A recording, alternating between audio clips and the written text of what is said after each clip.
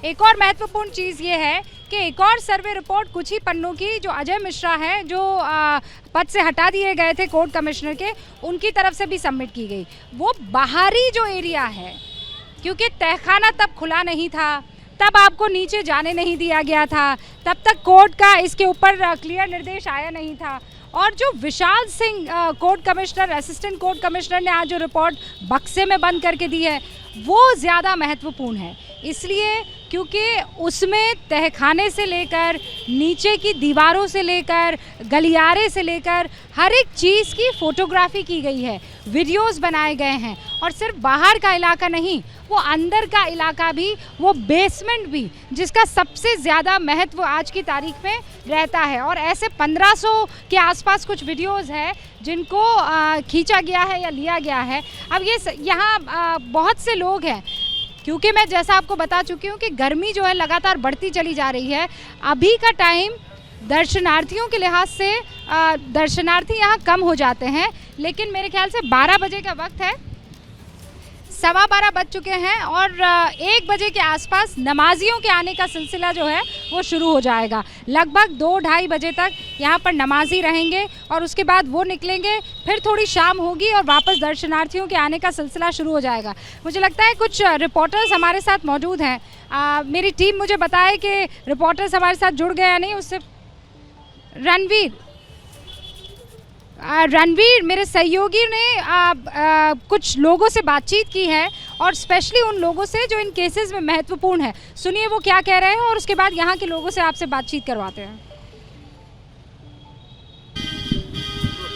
ज्ञानवापी मामले में supreme court की रोक के बाद वाराणसी कोर्ट में अब कार्रवाई लगभग तब तक स्थगित रहेगी जब तक सुप्रीम कोर्ट कोई नया आदेश नहीं दे देता। मेरे साथ वाराणसी के बार एसोसिएशन के उपाध्यक्ष और हिंदू पक्ष के वकील के सहयोगी मुन्ना लाल जी हमारे साथ हैं। मुन्ना लाल जी, आप इस मामले को किस तरह देखते हैं? अब सुप्रीम कोर्ट ने कह दिया है कि फिलहाल कोई आदेश बनारस की कोर्ट जारी नहीं करेगी और कल 3 बजे सुनवाई है, तो अब आगे यहाँ क्या होगा?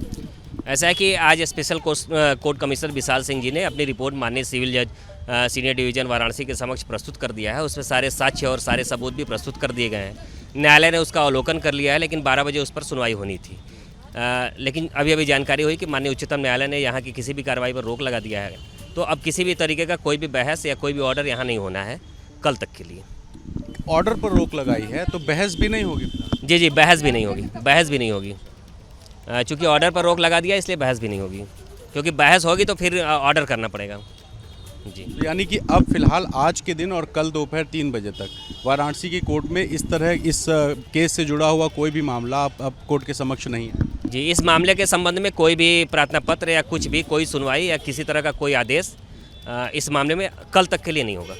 अच्छा, एक चीज़ मान लीजिए दीवार गिराने की बात थी, वो तो चलो उसको रोक लगा दिया कोई नहीं, लेकिन मछलियों के जीवन को लेकर के भी एक पिटीशन थी कि उनके जीवन को बचाने के लिए कुछ उपाय किए जाएं, और वो चूँकि ज़रूरी है इसलिए कि किसी की जान पर आई है, भले ही वो मछली हो, तो उसके लिए क्या व्यवस्था की गई? वो बात आपकी सही है, लेकिन सिविल प्रक्रिया में ऐसा कुछ नहीं है। वो अगर उच्चतम न्यायालय ने रोक लगा दिया है मैं समझ गया, लेकिन फ़िलहाल चूँकि आप लोग उस केस से जुड़े हुए हैं, तो जो मछलियाँ हैं उनको कैसे अभी फ़िलहाल बचाने की व्यवस्था की?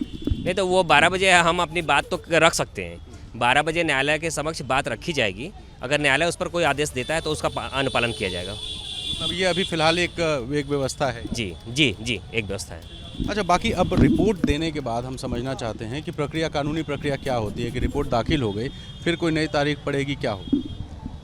कल तक के लिए रोक लगी है तो हमें संभवतः लग रहा है कि परसों की डेट पड़ेगी। ये कब पता चल जाएगा कि डेट कब पड़ने? 12 बजे के बाद आपको मालूम चल जाएगा जी। तो देखिए, मुन्ना लाल जी जो बता रहे हैं कि आज ये तय हो जाएगा कि अगली सुनवाई कब होगी, लेकिन ये तय है कि सुप्रीम कोर्ट के आदेश के बाद कल दोपहर 3 बजे तक वाराणसी की कोर्ट में किसी तरह की बहस या कोई आदेश नहीं आएगा। कैमरा पर्सन आदर्श नायर के साथ रणवीर, एबीपी न्यूज़, वाराणसी।